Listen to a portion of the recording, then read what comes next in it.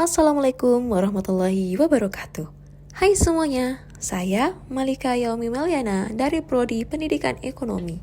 Pada kesempatan kali ini, saya akan memaparkan materi mengenai strategi pasar dalam persaingan sempurna dan monopoli. Kedua jenis pasar ini merupakan dua contoh struktur pasar yang sangat berbeda, namun sama-sama penting untuk kita pahami. Dalam dunia ekonomi, berbagai bentuk struktur pasar diciptakan berdasarkan kondisi penjual, pembeli, dan barang yang diperdagangkan. Dua jenis pasar yang sangat kontras adalah persaingan sempurna dan monopoli. Kedua pasar ini menuntut strategi yang berbeda daripada pelaku usahanya agar bisa tetap bertahan dan memperoleh keuntungan. Apa sih pasar persaingan sempurna itu? Pasar persaingan sempurna adalah kondisi di mana banyak penjual dan pembeli terlibat dalam pasar. Barang yang dijual bersifat homogen atau seragam, artinya kualitasnya hampir sama antar penjual. Dalam pasar ini, harga tidak bisa ditentukan oleh penjual, melainkan oleh mekanisme pasar. Semua pelaku pasar juga memiliki informasi yang sempurna mengenai harga dan kondisi pasar. Sementara itu, monopoli adalah kebalikan dari pasar persaingan sempurna. Dalam pasar monopoli, hanya ada satu penjual yang menguasai pasar sepenuhnya. Produk yang ditawarkan biasanya unik dan tidak memiliki pengganti yang sebanding. Karena menjadi satu-satunya penjual, perusahaan monopoli memiliki kekuatan yang penuh untuk menentukan harga jual. Selain itu, pesaing baru sulit masuk ke dalam pasar ini karena adanya berbagai hambatan, seperti modal besar, lisensi, atau teknologi yang dikuasai oleh perusahaan monopoli. Jika kita bandingkan secara sederhana, dalam pasar persaingan sempurna ada banyak penjual, harga bersifat stabil, produk seragam, dan siapa saja bisa masuk pasar dengan mudah. Sedangkan di pasar monopoli, hanya ada satu penjual, harga dikendalikan oleh produsen, produk unik, dan sangat sulit bagi pemain baru untuk masuk ke pasar. Strategi yang digunakan oleh pelaku usaha dalam pasar persaingan sempurna sangat bergantung pada efisiensi produksi. Karena harga ditentukan pasar, perusahaan harus berusaha menekan biaya produksi serendah mungkin agar tetap memperoleh keuntungan. Selain itu, kualitas produk harus dijaga agar konsumen tetap tertarik membeli. Volume produksi yang optimal juga penting untuk menjaga profitabilitas.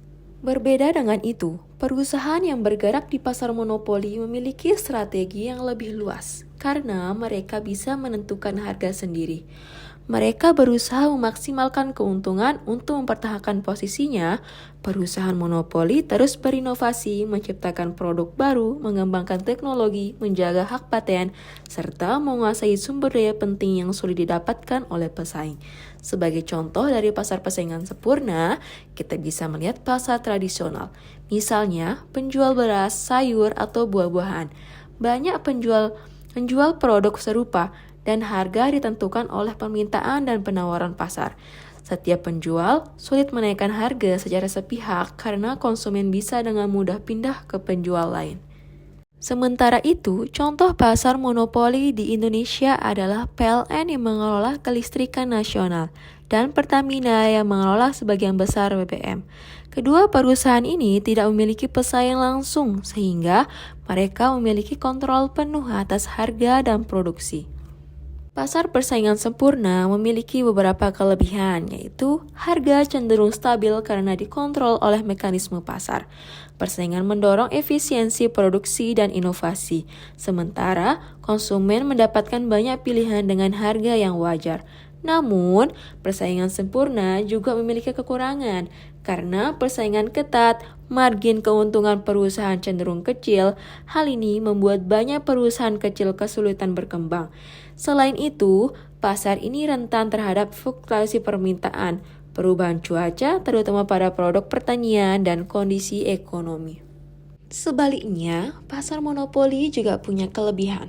Dengan keuntungan yang besar, perusahaan monopoli bisa melakukan riset dan pengembangan secara terus-menerus. Mereka cenderung stabil dalam jangka waktu panjang karena tidak banyak kompetitor yang mengganggu. Dengan skala produksi yang besar, biaya produksi bisa ditekan. Namun, kelemahan monopoli juga cukup besar Karena tidak adanya pesaing, perusahaan bisa menetapkan harga yang tinggi sesuka hati, sehingga merugikan konsumen. Konsumen juga tidak memiliki banyak pilihan. Selain itu, perusahaan monopoli kadang tidak memiliki insentif untuk terus efisien karena merasa tidak ada ancaman dari pesaing. Nah, dari semua pembahasan tadi, bisa kita simpulkan bahwa tidak ada sistem pasar yang benar-benar sempurna. Masing-masing punya kelebihan dan kekurangannya. Persaingan sempurna cocok diterapkan pada produk standar yang banyak diproduksi oleh banyak pelaku usaha. Sedangkan monopoli cocok untuk sektor dengan kebutuhan investasi besar, teknologi canggih, atau penguasaan sumber daya terbatas. Demikianlah pemaparan materi saya mengenai strategi pasar dalam persaingan sempurna dan monopoli. Semoga materi ini bisa menambah wawasan kita semua. Terima kasih atas perhatiannya.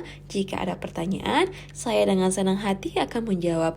Wassalamualaikum warahmatullahi wabarakatuh. Bye.